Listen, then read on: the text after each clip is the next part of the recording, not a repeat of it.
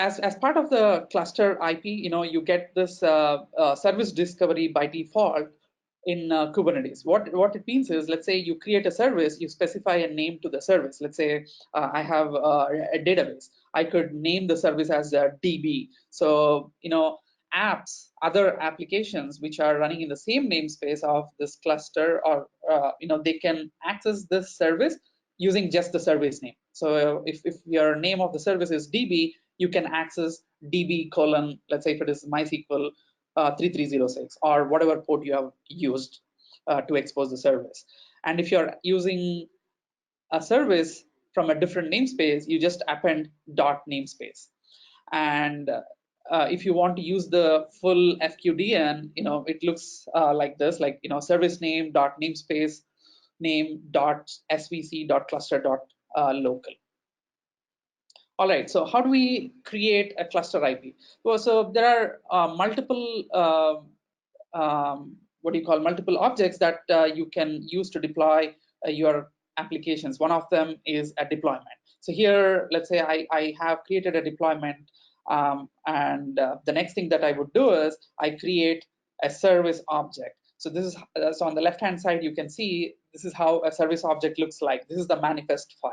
Here you can see the type of the service is cluster IP, and the name of the service is alpha. So what it means is, if I want to access this microservice, I could just say, telnet alpha 9091 or curl alpha 91 colon 91. And how are these two different objects linked together, right? So if you look on the right-hand side, you have labels specified in your deployment, and you use selector labels in the service, which is on the left-hand side here. You specify the selector label, and that's how a particular service can target a particular deployment. And a deployment here is exposing port 9001 inside the container, and your service is targeting 9001. And then you have this field called port.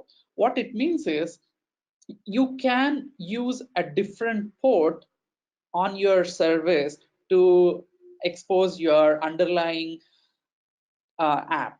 So here 9001 is the port used by the app inside the container. So when you do netstat, you will see the process is listening on 9001, but using the service, you can map this to a different port. Here in this example, I've used 91. And if your clients inside your cluster, I call them as internal clients, if they want to access your application, they use the name of alpha and they use the port 91 to access it.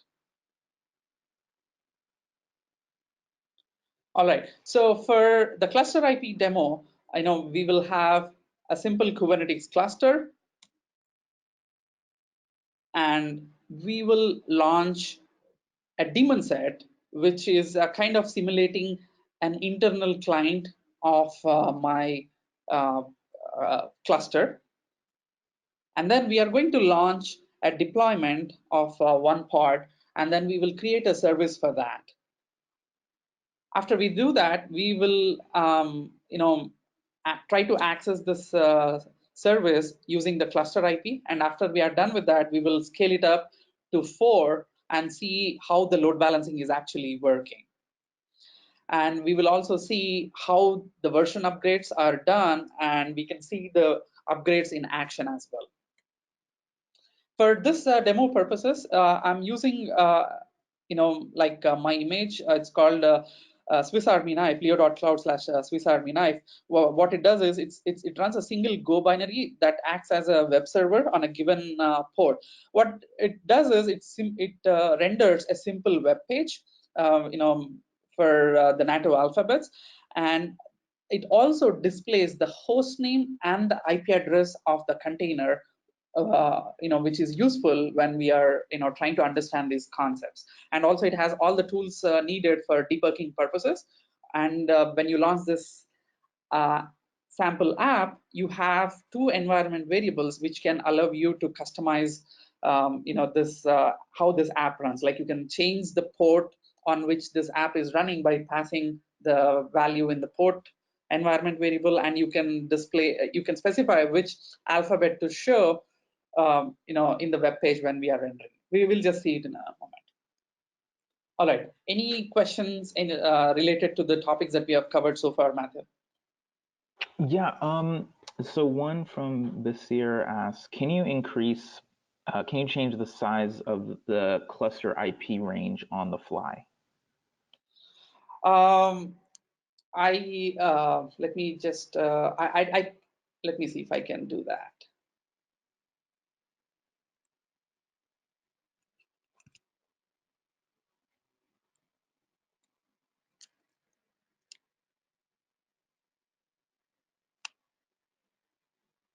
Okay, hope that helps.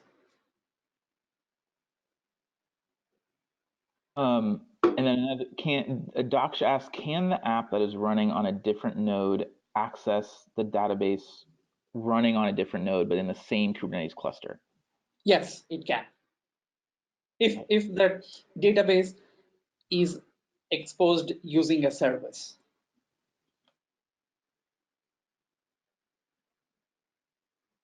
Okay, if there are no more questions.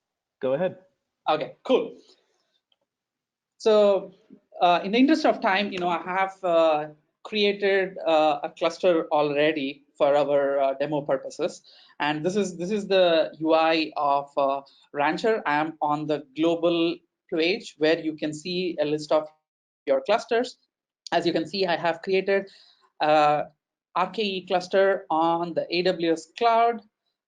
If you want, you could create multiple other clusters. You could use the managed Kubernetes services from various cloud providers, or you can create your RKE clusters using the various cloud providers, or you can create your custom cluster from your in-house data center worker nodes, and you can import an existing cluster as well.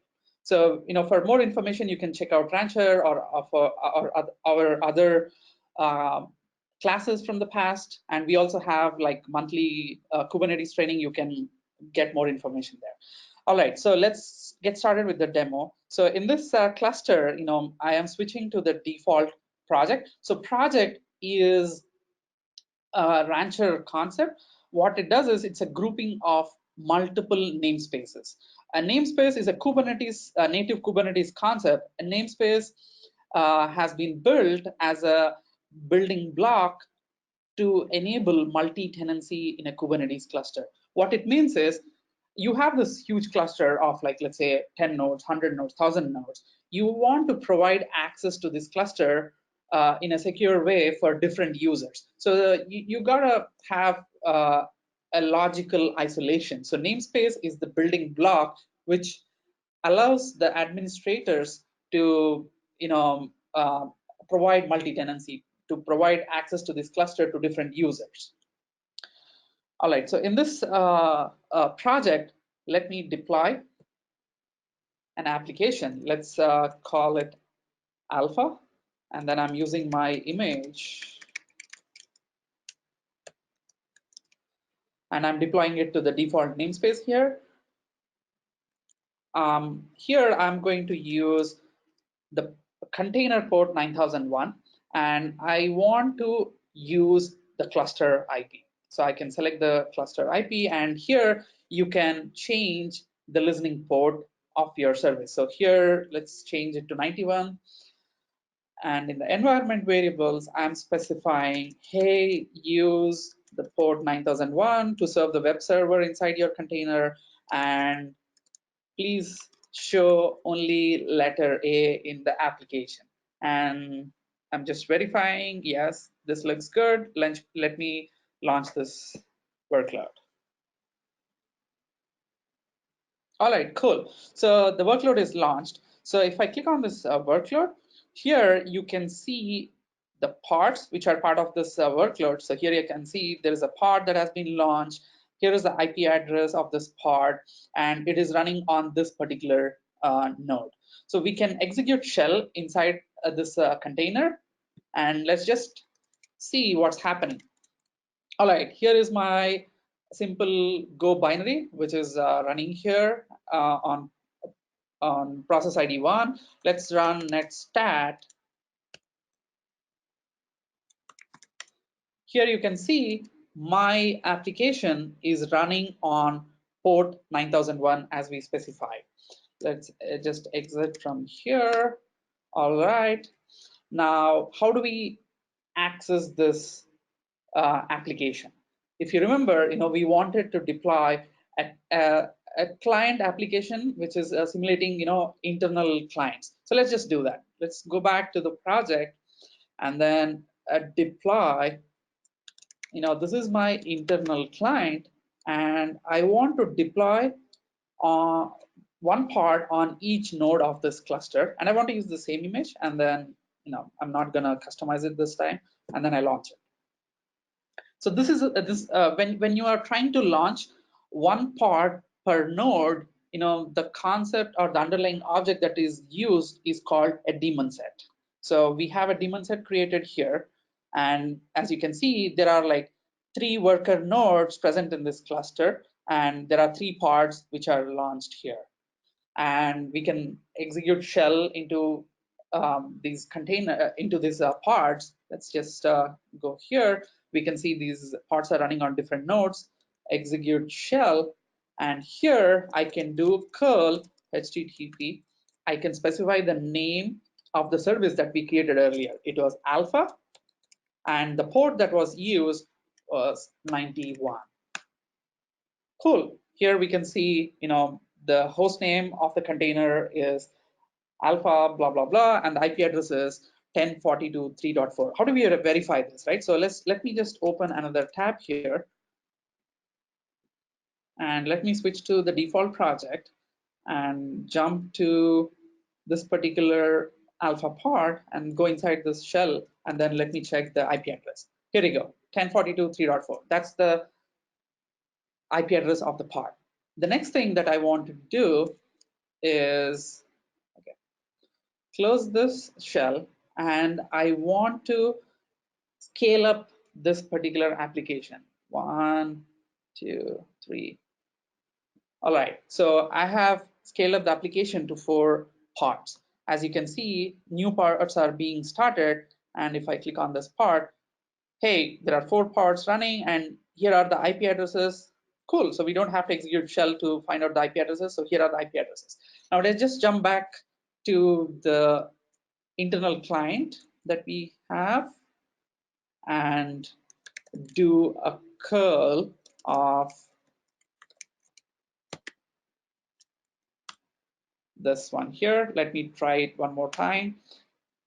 All right, as you can see, the requests are being served by the different parts. So you can see the load balancing happening in action here. The first time the request hit this particular container with this IP address, and this is a different part, and this one is a different part. So this is how the load balancing is done. So underneath the covers, Kubernetes could be using IP tables. It could be using some other components as kubeproxy to do this load balancing.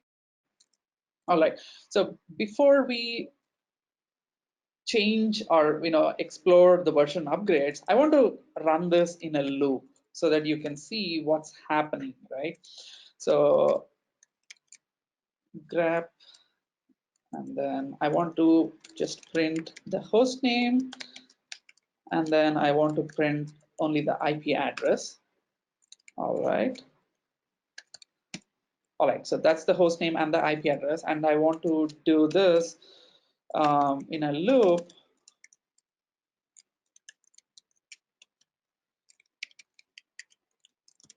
All right, is it working?